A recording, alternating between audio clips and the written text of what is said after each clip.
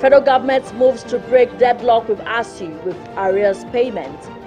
Defense headquarters claims over 1,000 terrorists renounce insurgency. And from the foreign scene, United States blasts Russia for using hunger to subdue Ukraine.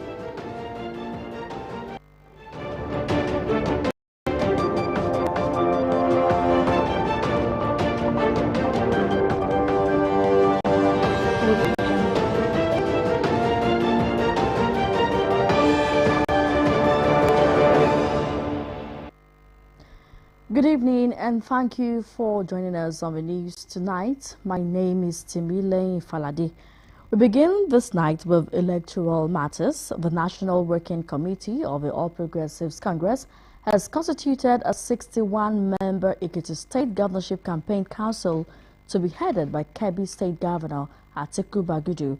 In a statement, the National Organizing Secretary Suleiman Arugugu said the council will be inaugurated by the national chairman of the party, Abdullahi Adamu, on Monday, 23rd of May, at the National Secretariat.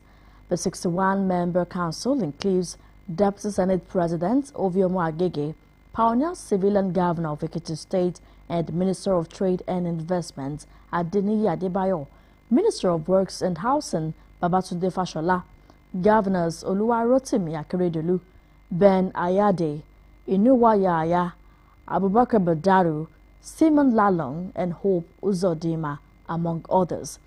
The Ekiti State governorship election is scheduled to be held on June 18 this year.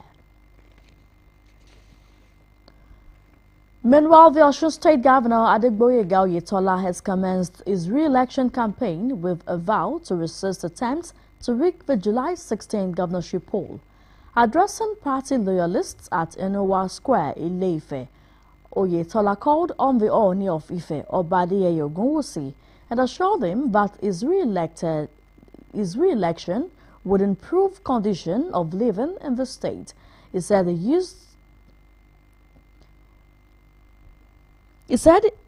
he expressed confidence that voters in the town would support his re-election with their votes.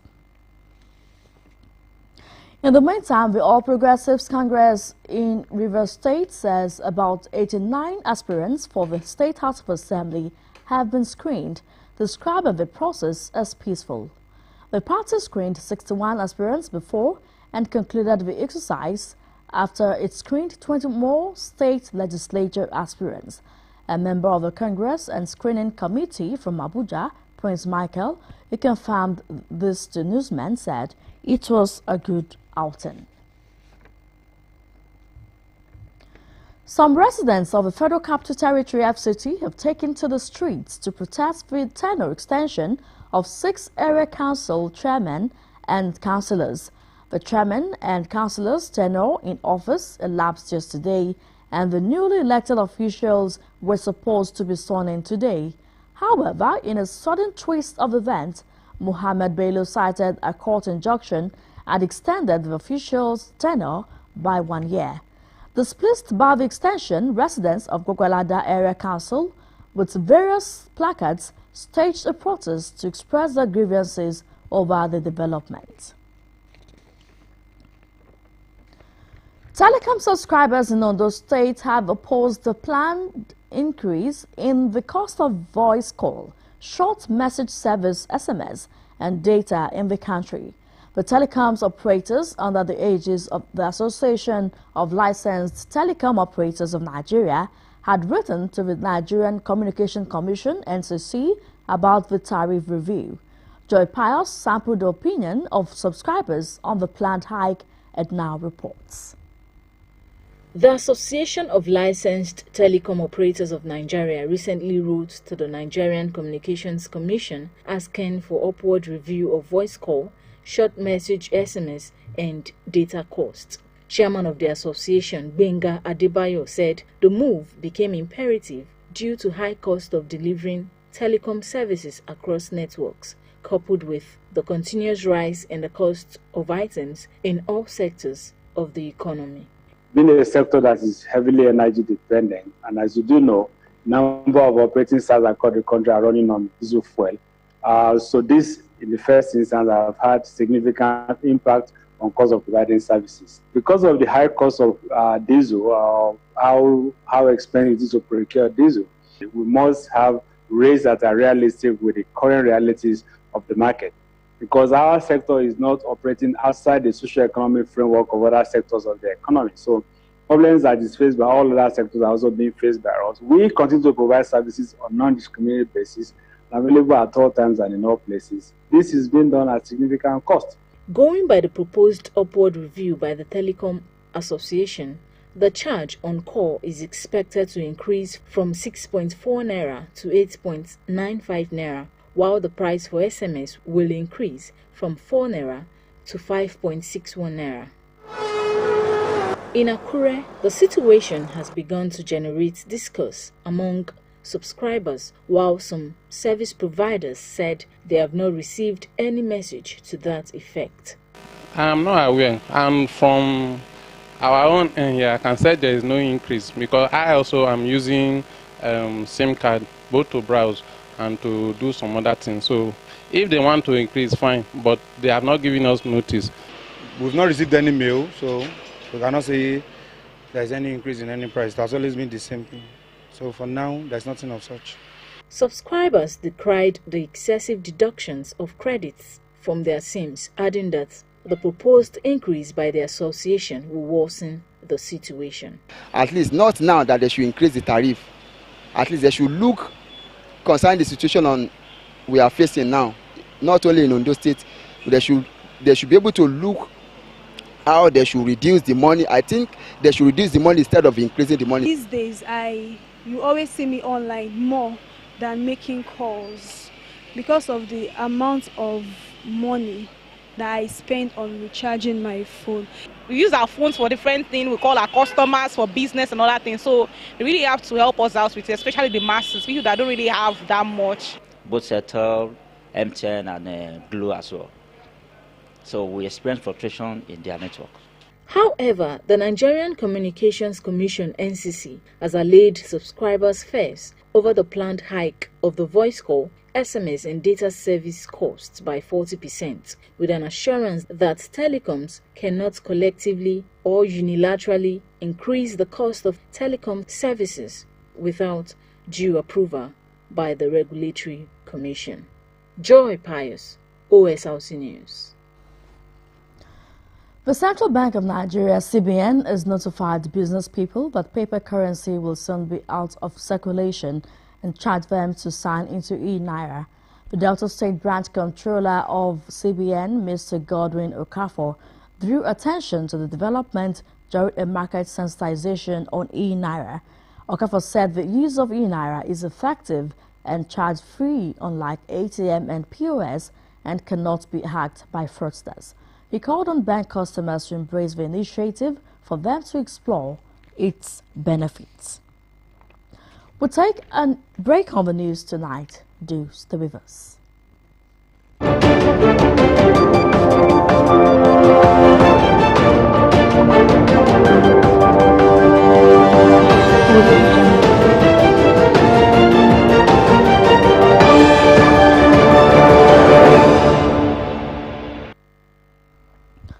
Glad to have you back. You can watch us live on our website www.osrc.ng or follow us on Facebook, Osrc TV Ondo, and on YouTube you can subscribe to our channel, Osrc TV Ondo. Now to education matters. The federal government has commenced the payment of minimum wage arrears owed lecturers under the auspices of the Academic Staff Union of Polytechnics and Academic Staff Union of Universities towards ending its current grouse with the ASU. The national president of ASUP, Dr. Anderson Ezebe, and the chairman, ASU Futmina, Dr. Bola Bolari, confirmed the development in separate interviews with newsmen in Abuja. The two unions are at loggerheads with the government over its inability to pay minimum wage owed and release of revitalization funds, among other demands. ASU commenced its face-off on February 14 this year, while ASUP drew battle lines with the federal government 2 weeks ago. Every career-minded person strives to hit the bar of his or her profession, and those who succeed in this pursuit are celebrated with pomp and ceremony. The academic trajectory of immediate past Vice-Chancellor of the Federal University of Technology, Akure, Professor Joseph Fuwakpe, was honored today at the institution after a 5-year tenure decorated with enduring legacies. Fuwakpe's feats resonated as attendees completed to recount the testaments of a renowned school administrator. Joy Pius reports. Excited mood at the Federal University of Technology, Akure Futa, as staff of the institution, friends, family members and well-wishers joined the outgoing Chancellor of the institution, Professor Joseph Fuwakpe, to celebrate a successful 5-year tenure. Different choristers enlivened the atmosphere with renditions in appreciation of God for preserving the celebrant to serve with distinctions.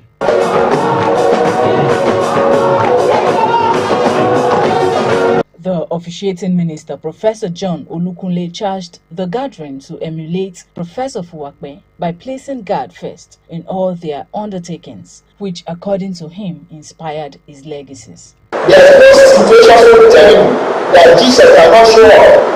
And anytime he shows up, the miracles begin to arrive. For instance, in the life out here, as he not with Jesus, showing up at every junction, attending every milestone, silencing and passing, taking all the glory. The celebrant appreciated God's faithfulness during his term and charged the staff to strive to make the institution better. It's been great serving as a Vice-Chancellor, the 7th substantive Vice-Chancellor of the Federal University of Technology, Akure. The best university of technology in Nigeria. The driving force and the motivation is the grace of God, because he assured me that his presence will go with me and that it will not fail Futa. And that was the key thing we held on to. God will increase his greatness and comfort him on every side. And I also pray that he will have a good rest, peace of mind, and many more beautiful years ahead. Staff of the university testified to Professor Fuwakpe's numerous developments. His time was a time of peace, time of development. So many structures were built, so many leaps academically. He has really tried for the institute a lot of developmental projects, including opening a new gate, which we know as West Gate in our community, which is a law-in community. This will enable the students living around Aule, the law-in community, Omotosho, and some other communities, neighboring communities, to come around to the school environment and to study, and without coming late to the lecture room. When he came in, the result utter for God to intervene, for God to take over. So all his tenure, for the 5 years he has spent in Futa, it was God that was helping him. He's a God-fearing man. Whenever there's going to be a riot or crisis, he normally uses the word of God first, before saying any other thing. Professor Joseph Fuwakpe, as the 7th Vice-Chancellor of the Federal University of Technology, Akure Futa, has in the last 30 years elevated the university's system before attaining chancellorship status. The professor of wood technology started his career at the Department of Agricultural Engineering, University of Ibadan in 1982, and later secured appointment as lecturer 2 at Futa in 1984, where he became a professor on October 1st, 1996, before emerging the 7th Vice-Chancellor of the institution on May 2017, which tenure ended in May this year. Joy Pius, Osrc News. The people of Akure will tomorrow celebrate Ugogo Masquerade Festival. Ugogo Masquerade comes out once in a lifetime of a king in Akure. A statement by the Chief Press Secretary to the DG, Michael Adeyeye, however, said there would not be closure of markets in Akure. The construction of a housing estate along Igbatoro road access of Akure Ondo State Capital is currently pitching Meserville Building Construction Company against Videji Oba Alade Lucy Alade Toyinbo over land ownership claims. Chief Executive Officer, Meserville Limited, Ademola Akinbenson, at a media briefing, alleged that construction works at the site are daily being disrupted by armed thugs. Mr. Akinbenson said the daily threats are coming despite court order allowing the company to continue with the project while the court case continues. Omoriola Hungbeji has details.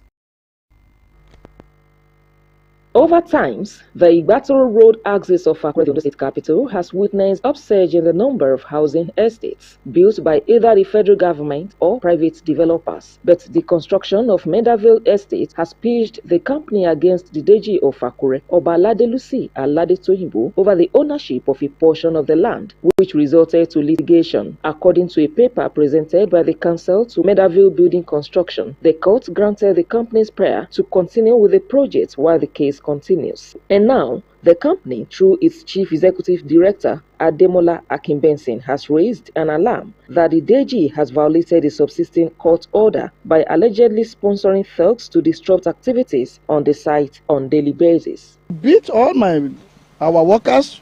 Yesterday they kidnapped 2 people. As we are talking now, they are nowhere to be found. They went away with 2 motorcycle bikes from here.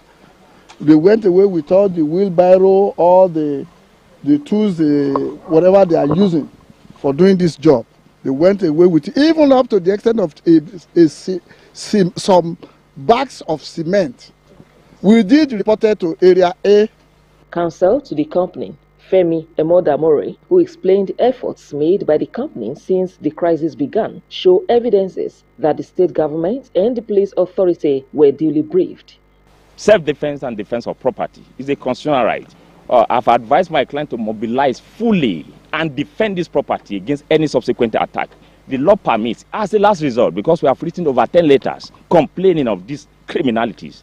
Reacting, the DG, Oba Alade Lucy Alade Toyinbo, who spoke through his press secretary, Michael Adeyeye, denied the allegation. He said the construction company was going beyond the allotted land for the project, as there is a 3 hectares portion around the shrine in the area. The bone of contention on that place is the fact that Akure gave that land to Ministry of Housing. And when they gave that place out for development, 15 hectares was allocated. On his own, now decided to go outside that mandate, acquire 3 hectares for personal use. I said, look, as a developer, you have to work within the limit of what the ministry allocated to you. He went to court. And presently, the court has said status quo should remain. The disputed area is currently being monitored by some unarmed youths. Omoriola Hungbeji, Osrc News. Imagine leaving for work as a homeowner only to be told that the building you invested 7 years of your sweat to construct has been set ablaze. That is the fate of Mr. Mike Achibong, whose 3-bedroom apartment in the Onimalu area of Ijoka in Akure, Ondo State Capital, was razed by 2 suspected burglars who vanished into thin air.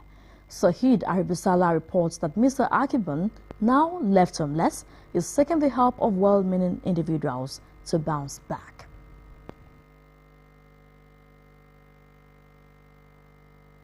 Once a beautiful edifice of Mr. Mike Achibong and his family in the Onimalu axis of Ijoka in Akure, now in ruins after a fire outbreak. The owner said he left home the morning without premonition of the incident, only to be called by neighbors that the house was in flames. I used 7 cool years before I finished this house. I used 7 years building this house before completing like this. The circumstances surrounding the fire outbreak remains a mystery even to the victim. According to eyewitnesses, 2 young men were sighted around the building, and the scope of the outbreak suggests a case of burglary and arson.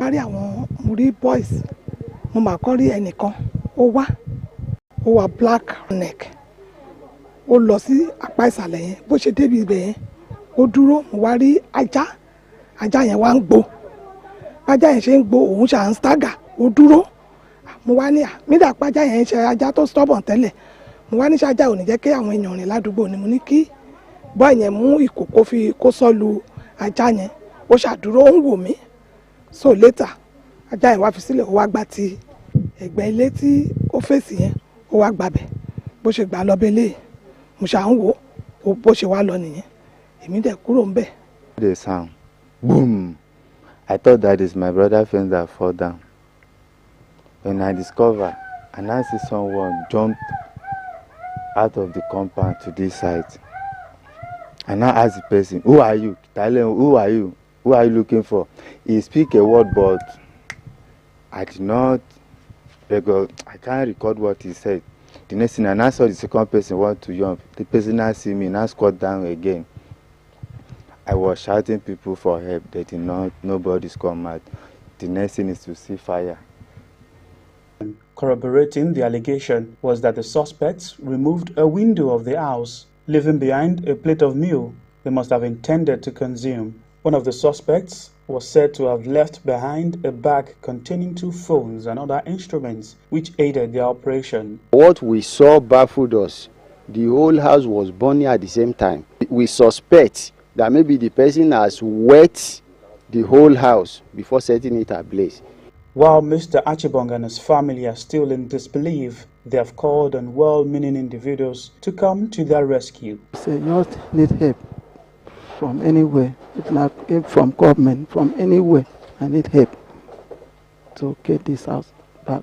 They are just appealing to private individuals, the government, to come to their aid to help them. Can you left your home in the morning and you come back in the evening and you are now a tenant? As a landlord in the morning, in the evening you are a tenant.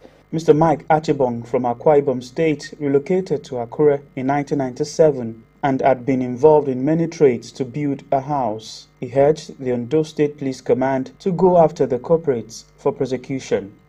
Sahid Aribisala, Osrc News.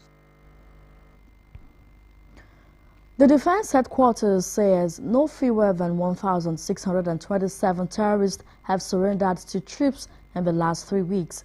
It also said troops rescued 63 civilians held captive by the terrorists and killed 98 terrorists, bandits and other economic saboteurs during operations across the country. The Director of Defense Media Operations, Major General Bernard Onyolo, said this during a bi-weekly update on the armed forces of Nigeria between April 28 and May 19 this year. He also said 17 illegal returning sites were discovered and deactivated. Also, troops of Operation Harden Kai on 13th May this year, acting on intelligence reports, arrested a terrorist and logistics supplier at Benin Yadi Market. Delta government has approved the sum of 5.1 billion naira for the construction of an international conference center in the state capital. The State Commissioner for Information, Mr. Charles Anyagu, while briefing newsmen on the outcome of a State Executive Council meeting presided over by Governor Ifeanyi Okowa, said the project is aimed at raising the architectural profile of the state. Anyagu said the state government intends to complete the project within 12 months and has approved 35% mobilization fees to the contractor to ensure prompt delivery of the project. He added that the State Executive Council also approved several road projects which include the construction of 2.49-kilometer internal roads in Kokori and 2-kilometer eco-internal roads in Ethiopia East local government area. In the meantime, President Muhammadu Buhari has inaugurated a 23.5 billion naira World Bank assisted upgrade Bauchi Township Water Supply Scheme. Buhari said the third urban national water sector reform project, under which the upgrading of the Bauchi Township Water Supply Scheme was executed, is part of strategies of his administration to promote better living for the populace. Represented by the Secretary to the Government of the Federation, Boss Mustafa, Buhari noted that the project was birthed through a tripartite agreement involving the federal government, Bauchi state government and the World Bank, and asked the public not to mess up the project. 5 persons have died and 10 others injured in an overnight multiple crashes which occurred in Maryland, Lagos. Reports say the incident happened on Route Anthony when an articulated vehicle lost control and rammed into oncoming tipper and commercial bus with 15 passengers. Eyewitness accounts indicate that 5 lost their lives as a result of fatal head injuries, while others were rushed to a nearby hospital for medical attention. Confirming the incident, the road commander, Olabisi Sanusi, commiserated with the families of the victims and advised the road users to always be careful. And still in Lagos, a Lagos High Court has sentenced the Dane, Peter Nelson, to death by hanging for killing his Nigerian wife and daughter. Justice Bolanle Okikiolu Egile convicted 54-year-old Nelson on 2 counts of murder brought against him by the Lagos state government. The judge therefore sentenced Nelson to death by hanging on both counts. The Dane was charged with the death of his wife and singer Zainab and their 3-year-old daughter, Petra. To the foreign scene, the U.S. says Russia is using food as a weapon of war. Secretary of State Anthony Blinken addressed the UN Security Council meeting, saying Russia is holding supplies hostage for Ukraine and people around the world. Sahid Aribusala reports. Ukraine has become the breadbasket of the world, producing along with Russia nearly a third of the world's wheat. But the war has sent export to a standstill and sent prices to the roof. The war in Ukraine is now adding a frightening new dimension to this picture of global hunger. Russia's invasion of its neighbor has effectively ended its food exports. Price increases of up to 30% for staple food threaten people in countries across Africa and the Middle East, including Cameroon, Libya, Somalia, Sudan and Yemen. COVID and climate change are also blamed for pushing more people into food insecurity, but the U.S. called the meeting with the UN Security Council to highlight the impact of conflict, in particularly the Ukrainian conflict, on food prices, and then put the blame squarely on Russia. The Russian government seems to believe that using food as a weapon will help accomplish what its invasion has not, to break the spirit of the Ukrainian people. Still, Ukrainians are going to great lengths to feed their own people and to feed the world. The decision to wage this war is the Kremlin's and the Kremlin's alone. If Russia stopped fighting tomorrow, the war would end. If Ukraine stopped fighting, there would be no more Ukraine. Russia pushed back, blaming Ukraine for blocking ports and the West economic sanctions for price increases. But if you don't want to remove your sanctions of choice, then why are you accusing us of causing this food crisis? Why is it that, as a result of your irresponsible geopolitical games, the poorest countries and regions should suffer? The UN Secretary General has been trying to negotiate a deal to reopen Ukraine's ports and revive Russia's exports. He says that right now, there is enough food in the world to feed everyone, but the World Food Programme is warning that could change if the war continues, with the number of hungry people in the world expected to rise even further. Sahid Aribisala, Osrc News. That's our package tonight, but before we go, a quick look at the top stories. Telecom subscribers in Ondo State have described as unacceptable the proposed tariff rise, saying it will further impoverish the masses. And the federal government has begun payment of arrears to lecturers in its bid to end the protracted ASU strike, which has paralyzed academic activities in public universities. That's the news. Thank you for watching. Good night.